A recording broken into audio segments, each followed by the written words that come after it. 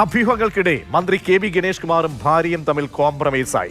3 ദിവസം നീണ്ട കലഹത്തിനാണ് മന്ത്രിസഭായോഗത്തിന് തൊട്ടു മുൻപ് പരിഹാരമായത്. ഫോണിൽ വിളിച്ച് ഗണേഷ് മാപ്പ് അപേക്ഷിച്ചു എന്ന് ഭാര്യ ബിന്ദു മേനോൻ മാധ്യമങ്ങളോട് പറഞ്ഞു.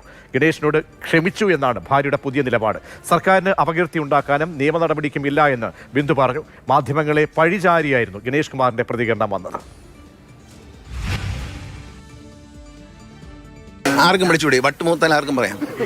ഞാൻ വിളിക്കട്ടെ 112. എന്റെ എന്തുകൊണ്ടാണ് ഇപ്പൊ ഞാൻ സംസാരിക്കുന്നതിന്റെ റീസൺ, മന്ത്രി ഇപ്പോ മിനിസ്റ്റർ ചോദിച്ചു കഴിഞ്ഞപ്പോ പറഞ്ഞു 112 വിളിക്കുന്നത് വട്ടായവരാണെന്ന്. മന്ത്രി കെ.ബി. ഗണേഷ് കുമാറും ഭാര്യ ബിന്ദു മേനോനും തമ്മിലുള്ള ആരോപണ പ്രത്യാരോപണങ്ങൾ രാഷ്ട്രീയ കേരളത്തെ പിടിച്ചുലച്ചു. മന്ത്രി കെ.ബി. ഗണേഷ് കുമാർ മന്ത്രിപദത്തിൽ നിന്ന് പുറത്തേക്ക് പോകുന്നുവെന്ന അഭ്യൂഹങ്ങളുണ്ടായി. മന്ത്രിസഭാ യോഗത്തിന് ശേഷം കെ.ബി. ഗണേഷ് കുമാറിനെ മുഖ്യമന്ത്രി നേരിട്ട് കാണുമെന്ന വിവരങ്ങളും പുറത്തു വന്നു. ഏതായാലും മന്ത്രിസഭാ യോഗം തുടങ്ങുന്നതിന് ഏതാനും മിനിറ്റുകൾക്ക് മുൻപാണ് മന്ത്രി കെ.ബി. ഗണേഷ് കുമാറും ഭാര്യയും തമ്മിലുള്ള കലഹം ഒത്തുതീർപ്പിലെത്തിയത്. ഭാര്യ ബിന്ദു മേനോൻ തന്നെയാണ് മാധ്യമങ്ങളിലൂടെ ഇക്കാര്യം അറിയിച്ചത്. മന്ത്രി കെ.ബി. ഗണേഷ് കുമാർ ക്ഷമ ചോദിച്ചതിനെ തുടർന്ന് താൻ ഈ വിവാദത്തിൽ നിന്ന് പിൻവാങ്ങുകയാണെന്ന് ബിന്ദു മേനോൻ മാധ്യമങ്ങളിലൂടെ പറഞ്ഞു. ഇന്നലെ കെ.ബി. ഗണേഷ് കുമാർ തൻ്റെ സഹോദരിയെ വിളിച്ചിരുന്നുവെന്നാണ് ബിന്ദു മേനോൻ പറഞ്ഞത്. മാത്രമല്ല, വളരെ വികാര വിക്ഷോഭത്തോടെയാണ് മന്ത്രി സഹോദരിയോട് സംസാരിച്ചതെന്നും ബിന്ദു മേനോൻ പറഞ്ഞു. താൻ ഏതായാലും ഈ ഒരു വാക്കിനു വേണ്ടിയാണ് കാത്തിരുന്നതെന്നാണ് ബിന്ദു മേനോന്റെ നിലപാട്.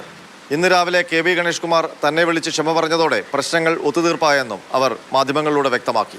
ഇതോടെ കെ.ബി. ഗണേഷ് കുമാർ രാജിവെക്കുമെന്ന അഭ്യൂഹങ്ങൾക്ക് വിരാമമായി. മുഖ്യമന്ത്രിയുമായി കൂടിക്കാഴ്ച നടത്തുമെന്ന വാർത്തകൾക്കും പിന്നീട് ആയുസ്സുണ്ടായില്ല. മന്ത്രിസഭായോഗം കഴിഞ്ഞ് ഗണേഷ് കുമാർ നേരെ മറ്റൊരു ചടങ്ങിലേക്കാണ് എത്തിയത്. അവിടെ മുദ്രാവാക്യം വിളികളോടെയാണ് പ്രവർത്തകർ എതിരേറ്റത്. ഞാൻ പ്രതികരിക്കണമെന്ന് നിങ്ങളങ്ങനെ തീരുമാനിക്കുന്നു. ഞാൻ ഇവിടെ വേറൊരു ആവശ്യം. ഏതായാലും ഭാര്യയുടെ പിണക്കം മാറ്റി വലിയൊരു രാഷ്ട്രീയ പ്രതിസന്ധിയിൽ നിന്ന് കരകയറിയ കെ.ബി. ഗണേഷ് കുമാറിന്റെ പ്രതികരണം ഇങ്ങനെയായിരുന്നു. എന്റെ ചോര വേണമെങ്കിൽ ഒരു പിച്ചാത്തിയതാ, ഞാൻ മുറിച്ചു തരാം, കുടിച്ചോ. അല്ലാതെ വെറുതെ നടന്ന് എന്റെ പുറകെ നടക്കണ്ട. ഞാൻ ഇന്നിപ്പോ ഇതൊന്നും തരാതെ ഞാൻ രാജിവെച്ചു പോകുന്ന ചിലർ വിചാരിച്ചേ. അത് നടന്നില്ല. അങ്ങനെയൊക്കെ ആഗ്രഹിക്കാൻ കൊള്ളാമോ? മന്ത്രിസഭയ്ക്ക് ഇനി 5 ദിവസം 6 ദിവസം കാലം ഇലക്ഷൻ പ്രഖ്യാപിച്ച മന്ത്രിക്ക് ഒരു വിലയില്ല. അതുകൊണ്ട് അത്തരം സന്തോഷത്തിന് വേണ്ടി നടക്കണ്ട. അതൊരു നല്ല കാര്യമല്ല.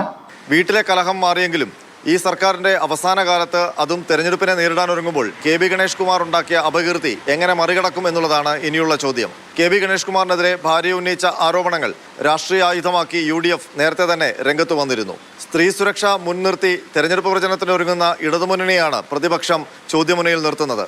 ഏതായാലും പത്തനാപുരത്ത് ഈ വിഷയങ്ങളൊന്നും ഏശില്ല എന്നാണ് കെ.ബി. ഗണേഷ് കുമാർ പറയുന്നത്. പക്ഷേ പത്തനാപുരത്തിന് പുറത്ത് ഇടതുമുന്നണിക്ക് കെ.ബി. ഗണേഷ് കുമാർ വലിയ ഡാമേജ് ഉണ്ടാക്കുമോ എന്നുള്ളതാണ് ഇനിയുള്ള ചോദ്യം.